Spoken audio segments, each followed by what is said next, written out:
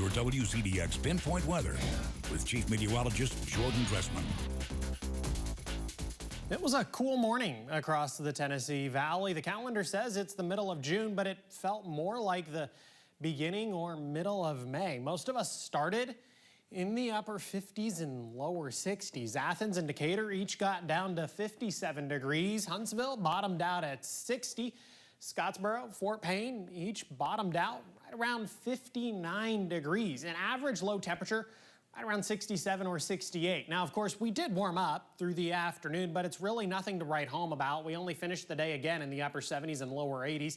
Arab, Albertville, Scottsboro, Coleman, they didn't even make it out of the upper 70s. Athens and Decatur saw 81. Russellville and Moulton also saw highs this afternoon of 81 degrees. An average high temperature right around 88 or 89. And that's all thanks to an area of low pressure that continues to hang out across the East Coast. It's going to continue to stick with us through at least Wednesday afternoon. Now, once we get to Thursday, we're finally going to get some new developments. As far as the low is concerned, it's going to move north ever so slightly, and I really mean it when I say ever so slightly.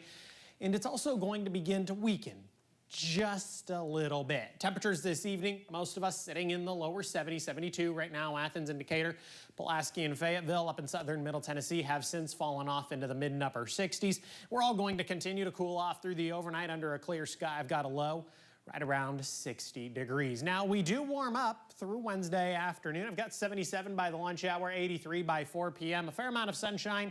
We'll see some afternoon cloud cover, but still with low humidity if you want to get out and do some yard work. Definitely going to be a perfect day for it. Everybody finishes the day in the low and mid 80s, 83, 84. Some of us could see 85 degrees. And then I do think there is the chance that some folks across northeast Alabama may not get out of the mid and upper 70s once again. We start the morning with plenty of sunshine, a few clouds hanging out across the 565 corridor, but overall a mostly sunny sky. Clouds build in through the course of the afternoon, and then Futurecast is going to try and hint at this possibility of just a couple of light rain showers. They really are light, and they're actually really hard to find even on Futurecast. That chance may stick around through the early part of the evening before we once again clear out through the overnight, wake up to mostly sunny skies on Thursday morning, and then the cloud cover builds back in through Thursday afternoon. Overall, it's a quiet forecast across the Tennessee Valley, and it's also quiet in the tropics. Why?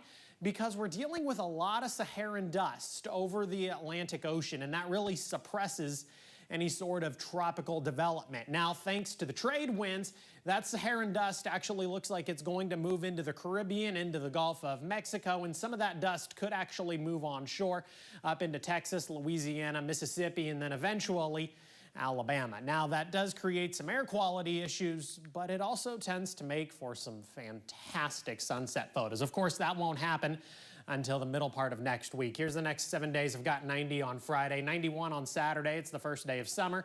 92 on Sunday. Sunday is Father's Day, Connor. Yeah, looks like a good Father's Day to be outside then. At least sunny. It's going to be sunny. It's going to be a little warmer, and I think by the weekend, the humidity is going to be back a little bit. All right, thank you, Jordan. You all